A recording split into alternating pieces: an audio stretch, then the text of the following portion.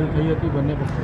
ગુજરાતની anti corruption bureau ખૂબ સારું કામ કરે છે. ભ્રષ્ટાચાર વિરોધમાં ખૂબ સારી કામગીરી એસીબી કરે છે.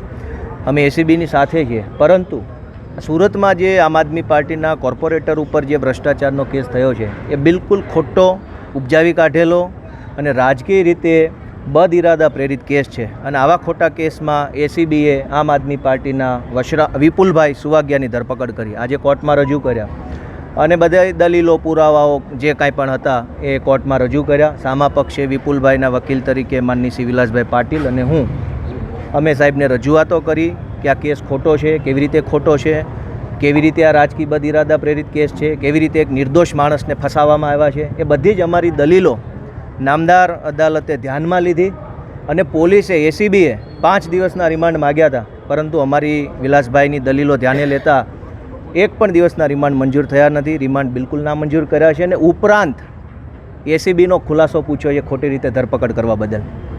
આ સૌથી મોટી પહેલી સફળતા કહો કે ન્યાયની જીત કહી શકાય. ખોટી રીતે ભ્રષ્ટાચારના કેસમાં એક નિર્દોષ માણસને ફસાવીને જે પોલીસે ધરપકડ કરી હતી એ ધરપકડ કેમ કરી એનો ખુલાસો પૂછ્યો છે એસીબીને. કોર્ટે 10 દિવસમાં ખુલાસો રજૂ કરો કે આ શું તમે કરીને આવ્યા છો.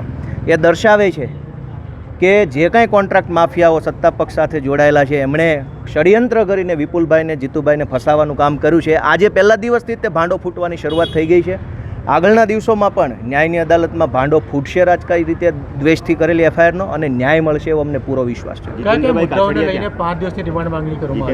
એમણે એવા 5 મુદ્દા રજૂ કર્યા હતા કે આ ભાઈએ લાંચ માગી છે, તો કેવા ઈરાદાથી માગી છે, આ ભાઈ સાથે બીજા કોણ કોણ હતા એની તપાસ કરવી છે, આ જે જગ્યાએ ઘટના બની લાંચ માગવાની એ ઘટનાએ જઈને તપાસ કરવી છે. આવા બધા ક્ષુલ્લક પ્રકારના મુદ્દાઓ અમે દલીલ રજૂ કરી કે જે ઘટનાએ કહેવાતી લાંચ માગવાનો કથિત આરોપ છે એ જગ્યા જ સરકારી છે, સરકારની માલિકીની જગ્યા છે, તમારે કરવી હોય એટલી તપાસ કરો. એમાં આરોપીને શું કામ તમારે રિમાન્ડમાં લેવો છે અને માનસિક ટોર્ચર આપવું છે?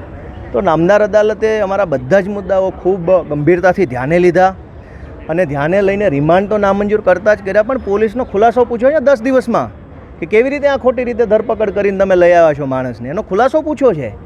એનો મતલબ એમ કે એસીબી સારી કામ કરે છે. એસીબી પ્રત્યે અમારો કોઈ આરોપ નથી. એસીબીનો અમે આભાર માનીએ છીએ અને હજુ સારા કામ કરે, ભ્રષ્ટાચારીઓને પકડીને જેલમાં પૂરે. પણ રાજકારણના પ્રેશરના કારણે મને જે કાંઈ ઘટના બની છે, રાજકારણનો ભાંડો આજ પહેલા દિવસથી ફૂટી ગયો છે. જીતેન્દ્રભાઈ કાછડિયા, જીતેન્દ્રભાઈ હમણાં સુધી એના ઘરે હતા. સવારે હું ગયો ત્યારે બેઠા હતા. પછી હમણાં ક્યાં ગયા એ મને બહુ એની જાણકારી છે નહીં. ઘરે ગયો તો એ ઘરે બેઠા હતા, ચા નાસ્તો કરી અને પછી